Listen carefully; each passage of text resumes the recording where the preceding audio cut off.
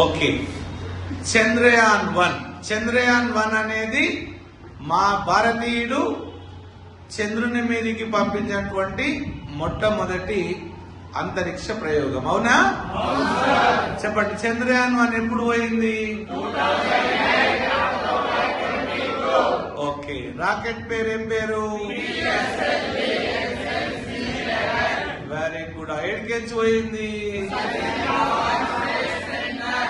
Okay, అలా చంద్రయాన్-1 ఏమేముంది చెప్పండి?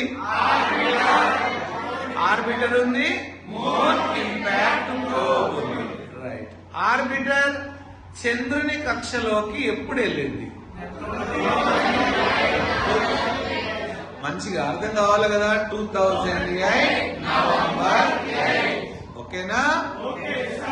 Okay, ఎప్పటి వరకు పనిచేసింది? 2009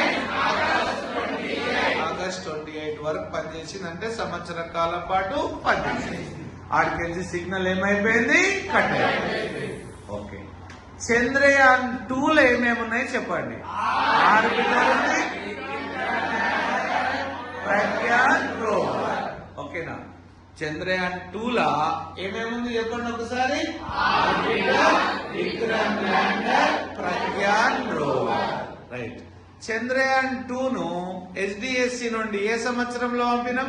2019 జూలై 22.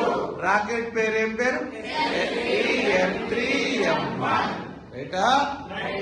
ఓకే, ఇప్పుడు చంద్రయాన్-2లా ఆర్బిటర్ ఉంది. ఆర్బిటర్ లోపల ఏముంటది?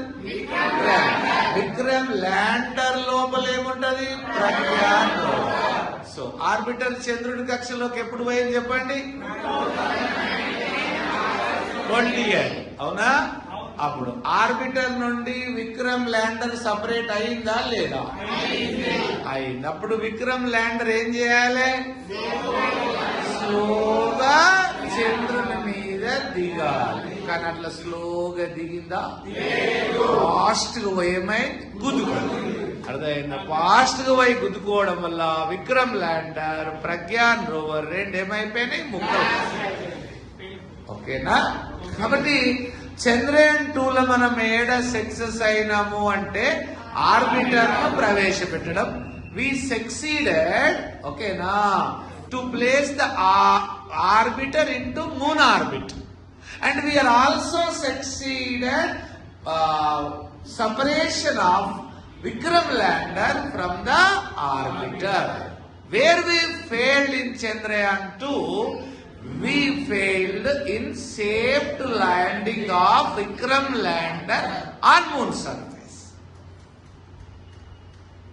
2023లో చంద్రయాన్-3 పంపినాం.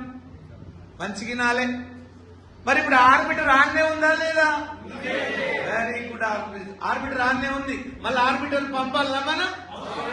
అవసరం లేదు. ఆర్బిటర్ పంపవలసిన అవసరం లేదు. రైటా? కాబట్టి ఆర్బిటర్ పంపకుండా ఏమేం పంపినాం? విక్రమ్ ల్యాండర్ పంపినాం, ప్రజ్ఞాన్ రోవర్ ను పంపినాం, ఇంకా కాబట్టి చంద్రయాన్-3లో ఉన్నాయి Vikram lander, Pragyan rover, propulsion module. సరేనా? ఓకేనా?